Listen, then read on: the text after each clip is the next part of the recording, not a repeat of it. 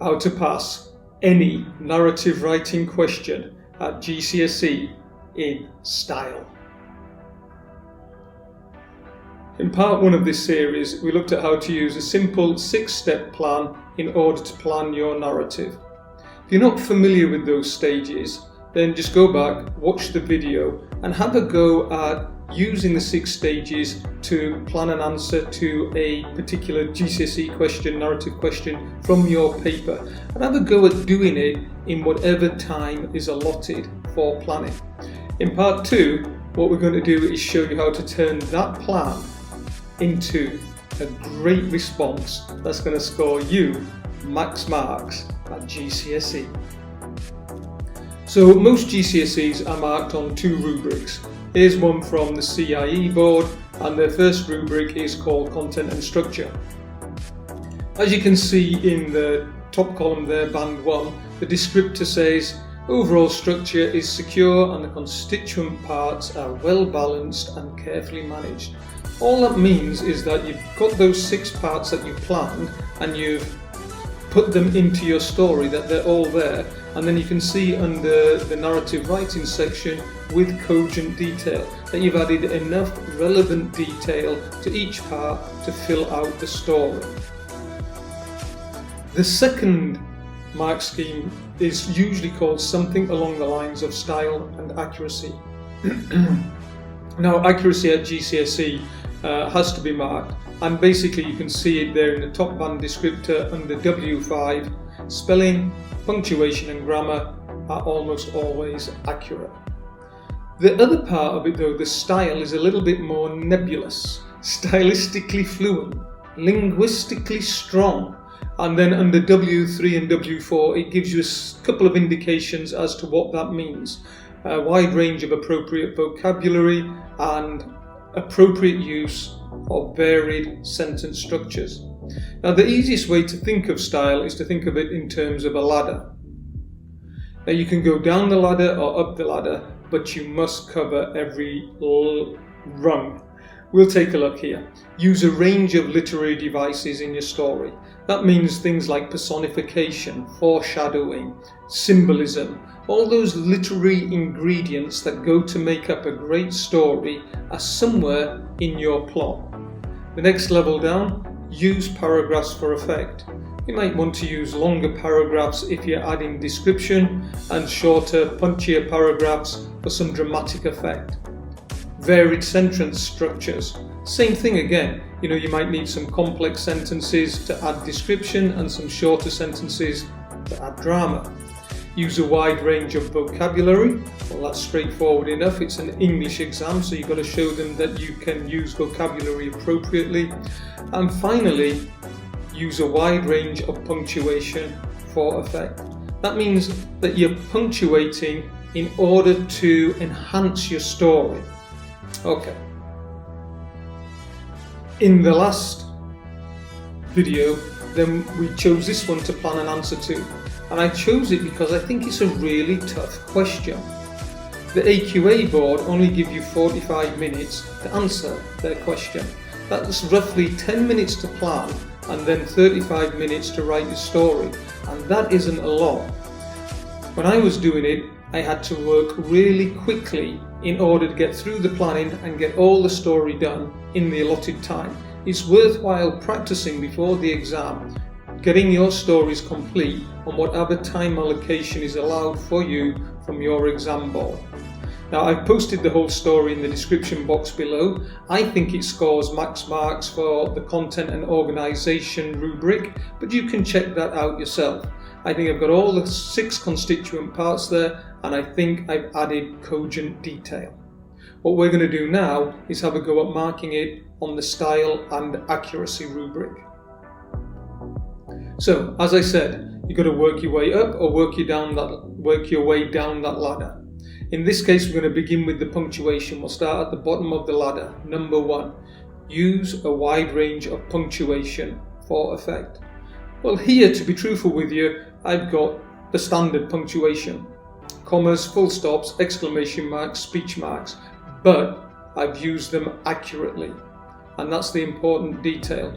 And elsewhere in the story, I've used a colon and I've used a dash. What you're trying to do with punctuation is enhance the story.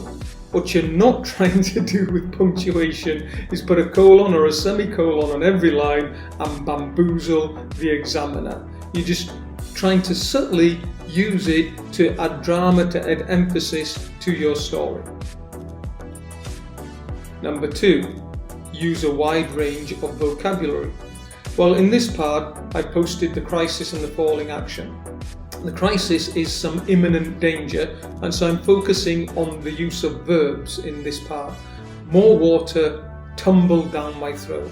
I like the use of the verb tumbled. First of all, it associates with water because you've got a tumbler, and then it seems to be revolving down his throat like there's this mix of air and water that's choking him. I thought that was the correct verb for that situation.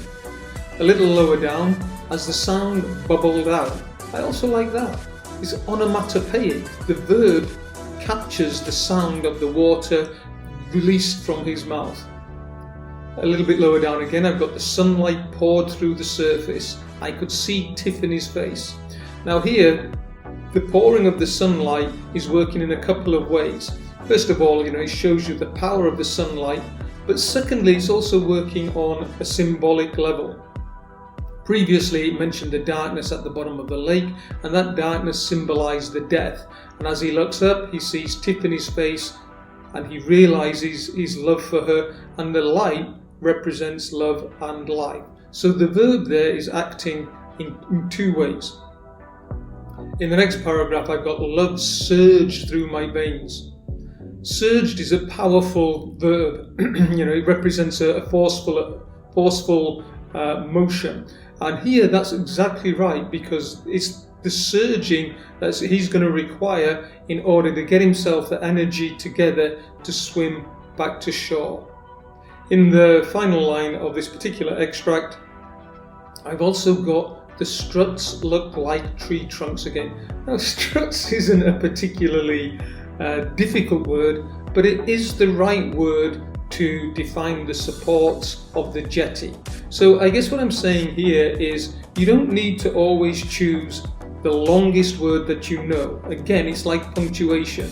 Your aim isn't to bamboozle the examiner so he has to get his dictionary out. It's to choose the word that you think has the most impact to help you convey your story. Number 3. Use varied sentence structures for effect. Now, I really like doing this. In this top example here, I pushed my arm above the surface to wave for help as my body sank out of sight. Now, there's 3 clauses there. I push my arm above the surface, that's your first clause and your first verb push. To wave for help, that's your second clause and your second verb wave, as my body sank out of sight. Sank is your third verb. So I'm saying to the examiner, hey, these complex sentences, I can handle them. In the next line, I've got, as the sound bubbled out, a lungful of water rushed in. Now, I like this for a couple of reasons. First of all, it's got what's called parallelism. Sound bubbled out, water rushed in. That's a parallel grammatical structure. Sound is your noun, bubble is your verb, out is your preposition, and it's repeated in the second half of the sentence. But I also like it because it's an antithesis. One thing's going out, the other thing's coming in, and it shows you how the two are connected. The third example that I've underlined here is white, cold, shriveled. So I've just put some adjectives that describe the body.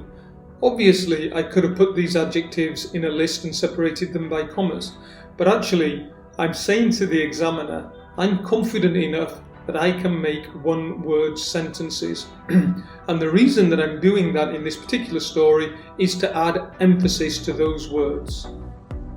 And then the final example that I'm giving here is again a use of repetition. My shoulders ached, my lungs ached, my legs ached. So it's repeated grammatical structures. You've got the possessive adjective my, then you've got a noun, and then you've got the same verb that's repeated. And it's just going over and over again just to sort of hammer home how much this character is aching, how tired he is. And then with the contrasting connective in the next sentence, but my head remained above the water. So use your sentence structures to create drama, to create description, and to create interest in your story. Like you do with your sentence structures, number 4, you must paragraph for effect. Let's give you an example. Here I've got in the first few lines separate paragraphs. Some of it is dialogue, help I shouted, help me! And then some of it are just one-line paragraphs describing what's going on. And I've separated them out into paragraphs. Obviously I could have put them all as one, but I thought this gave the drama more emphasis. It's part of the story, it's the crisis, the situation is escalating quickly, and so I want to point that out, I want to emphasize it. I was drowning. A paragraph of its own, as far as I'm concerned, that gives it more power. In the falling action, the guy's swimming back to shore, but he's tired. He doesn't know if he can make it. It's a slow swim. So I've done a longer paragraph. I'm trying to introduce a little bit more detail, a little bit more description, because this part of the story takes longer to get through. So it's simple. Just, short paragraphs for drama, long paragraphs for description. Use them. And lastly, at the top of the ladder, use a range of literary devices. Well, I've already mentioned the bubble, the onomatopoeic sound there as the water bubbled out of him. And I've mentioned symbolism as the light and dark. When he looks down, he sees his dead body. And when he looks up, he imagines Tiffany's face. What I didn't mention, and what might be difficult to spot here, is the use of something called Chekhov's gun theory. So he sees Tiffany's face. Now, when I was planning this is where Tiffany arrived on the scene in the crisis. But I know you can't introduce an important character, or an important prop for that matter, in the crisis. The reader must be aware of them beforehand. That's what Chekhov's gun theory states. You're going to blow the gun off in Act 3, as it were, then you must make sure that the reader knows it exists in Act 1. So if this character plays an important part in the crisis, which she does, the reader needs to know about her previously. So once she was in the crisis at that point in the plan, I went back and I added her to the earlier stage. That's Chekhov's gun theory. What else have we got here? Well, the adjectives to help with the description: inky, black, darkness. And it's described in the lake. And the reason why I like that is because ink is thicker than water. So it makes the darkness feel viscous, makes the darkness feel thick. It just enhances the story a little bit.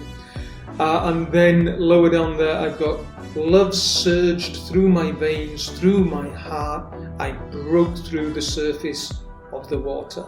And I like the use of repetition through here. And it seems all things are connected. The love surged through his veins, through his heart, and that helps him to break through the surface of the water. Similarly, you don't want to overlook your communal garden simile or metaphors. I've used one in the last line of that excerpt. The struts look like tree trunks again, not matchsticks. Now, I admit it's not the greatest simile that you're ever going to come across, but it's just showing to the examiner you know what these devices are and you can use them appropriately. So, I hope going through that style there helps you to realise these are the sort of things you do.